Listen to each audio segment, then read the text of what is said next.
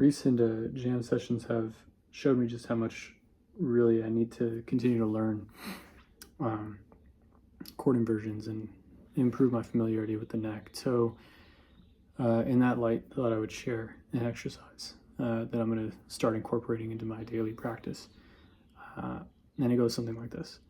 So taking a standard, right, whose melody I know and have studied, right, and basically carving out certain areas of the neck and playing the melody in that area, in whatever octave is present in that area,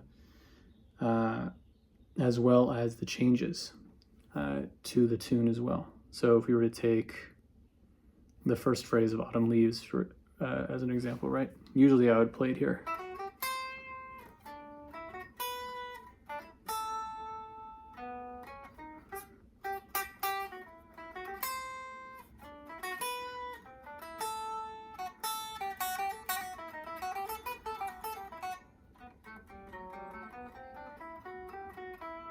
All right, got a little mindless noodling there. But then when I go to this portion of the neck, or let's say I wanted to stick basically from the 1st fret to the 5th fret on this guitar, and doing exactly that, playing the melody and also playing the changes in that span, in that real estate, so to speak. Now, this is obviously good for a few different reasons, but and I won't necessarily go into those because it's sort of obvious, but what I'm also trying to make a point of when I'm practicing now is not just practicing by ear or playing by ear, because there's a time to practice ear training and a time to practice audiating and a time to practice all that kind of stuff. But for purposes during this of like fretboard familiarity, we can call it, right? What it's really about is making sure you're knowing the notes you're playing and calling them out before and while you're playing them. So that means just going really, really slow.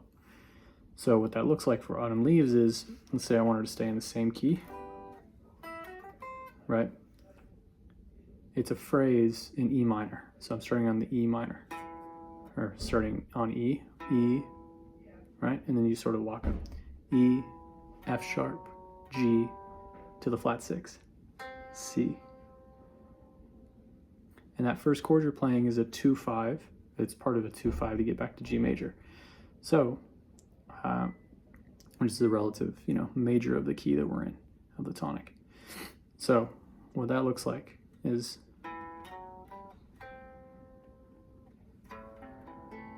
I can play that voicing, play this 11 voicing, right? To the D dominant 7.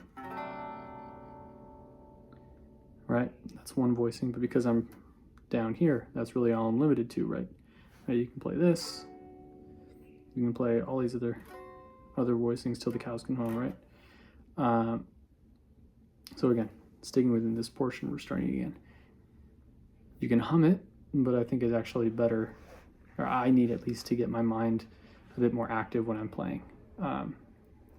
So what that looks like is E, F sharp, G, flat 6, which is C, A minor,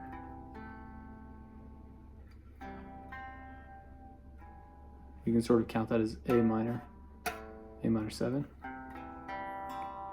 then to D7, which, this inversion is over the flat 7.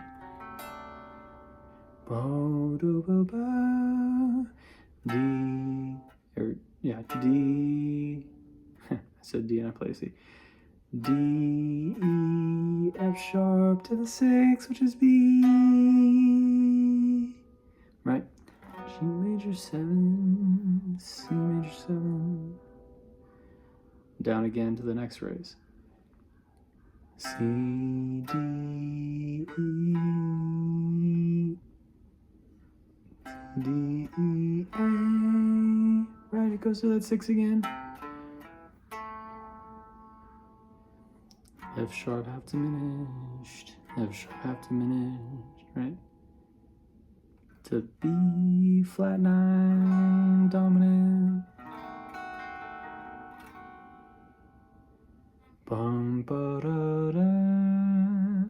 That's an altered sound, an augmented sound, so major third to the sharp 5, which is G. So again, all together it's something like this. And it's painstaking, but then after you do that, it's worth it, right? Because then you go to the next area, then you go to the next area. You can also just play this in octaves too. Bum, ba, bum, ba.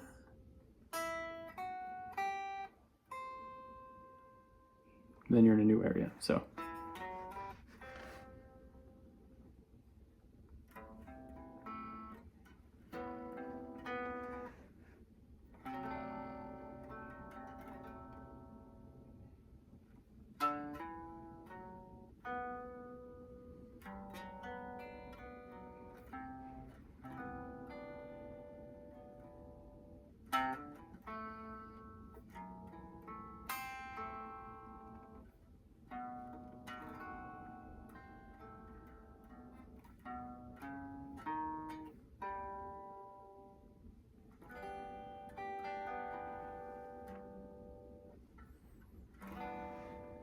and the trick of it is not to go fast, right? It's to really take one's time and really, like, oversee oneself, watch yourself, right? If you're starting to play fast enough that you're